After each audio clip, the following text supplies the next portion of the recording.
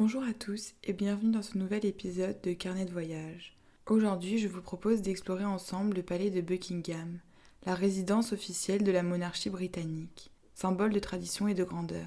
Saviez-vous que ce palais, avec ses 775 pièces, est à la fois un lieu de vie royale et un monument ouvert au public quelques semaines par an?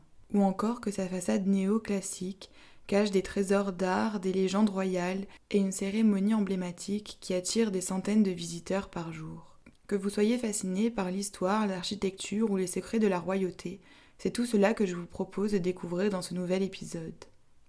À l'origine, le site du palais de Buckingham était un grand manoir construit en 1703 pour le duc de Buckingham. Mais c'est en 1837, avec l'avènement de la reine Victoria, qu'il devient la résidence officielle des souverains britanniques. Le palais a survécu au bombardement de la Seconde Guerre mondiale et a été le théâtre de nombreux événements historiques, comme les grands bals de la reine Victoria ou les visites de Winston Churchill pendant la Seconde Guerre mondiale. Aujourd'hui, il incarne la continuité de la monarchie et abrite la résidence du roi Charles III. Son rôle va bien au-delà de la simple résidence. C'est ici que se déroulent les cérémonies nationales, les dîners d'État et les audiences officielles, faisant de Buckingham un lieu central de la vie politique et culturelle du Royaume-Uni. Imaginez, une façade imposante de style néoclassique, en pierre de Portland, avec 19 salles d'apparat, c'est-à-dire des salles dédiées aux réceptions.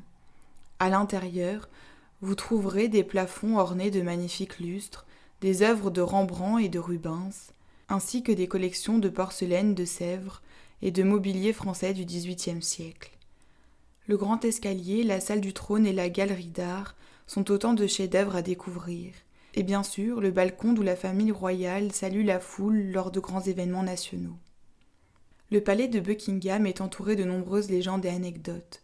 J'en ai sélectionné 5 qui, je l'espère, vous en apprendront un peu plus sur ce monument emblématique. La relève de la garde. Cette cérémonie, d'environ 45 minutes qui a lieu devant le palais, est un spectacle de précision militaire et de tradition. Les gardes, en tunique rouge et haut chapeau en fourrure, se relaient au son de la musique de l'orchestre militaire, attirant des foules du monde entier. Cette tradition remonte au XVIIe siècle et symbolise la protection de la monarchie. La relève de la garde a lieu tous les jours à 10h45 en été et les lundis, mercredis et vendredis à 10h45 le reste de l'année. Les fantômes de Buckingham. On raconte que le palais serait hanté par plusieurs fantômes. Les plus connus sont la reine Élisabeth I.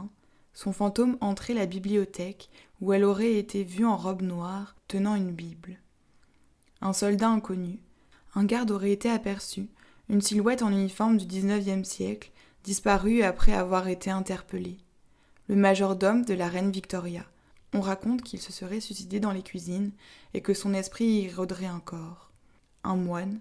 Une apparition en robe de moine aurait été vue près de la chapelle, peut-être liée à un ancien monastère présent sur le site avant la construction du palais. Le service de table de Louis XVI.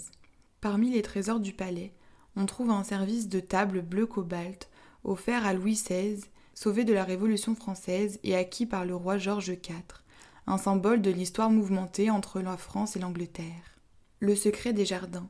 Les 16 hectares de jardins royaux abritent des lacs, des roses rares et même un hélicoptère royal. On raconte aussi que des tunnels secrets relieraient le palais à d'autres bâtiments de Londres. La tradition des garden parties. Chaque été, le roi invite des milliers de personnes à des garden parties dans les jardins du palais. Une tradition qui remonte à la reine Victoria, qui permettait de célébrer les contributions exceptionnelles à la société britannique. Le drapeau royal. Quand le roi est présent, le drapeau royal flotte au-dessus du palais. Sinon, c'est le drapeau de l'Union qui est hissé. Une façon discrète de savoir si la famille royale est présente ou non. Buckingham Palace est un symbole culturel mondial. Il apparaît notamment dans des James Bond et inspire des artistes et des écrivains. Les cérémonies royales, comme les mariages ou les jubilés, sont suivies par des millions de personnes à travers le monde, renforçant son statut d'icône britannique. Sur quelques dates, la famille royale ne réside pas au palais. Vous pouvez alors visiter les State Rooms. La visite inclut des salles d'apparat, la galerie d'art et une exposition temporaire. Ne manquez pas la relève de la garde qui a lieu plusieurs fois par semaine devant le palais. Un spectacle gratuit et incontournable. Pour les billets de visite du palais, Réservez bien à l'avance car les places partent vite. Et si vous ne pouvez pas entrer, admirez au moins la façade et les grilles dorées, symbole de l'élégance britannique. Le palais de Buckingham est bien plus qu'un simple bâtiment. C'est un lieu chargé d'histoire, de tradition et de mystère. Que vous le visitiez de l'intérieur, que vous assistiez à la relève de la garde, il vous laissera des souvenirs inoubliables. À la prochaine pour un nouvel épisode de Carnet de voyage.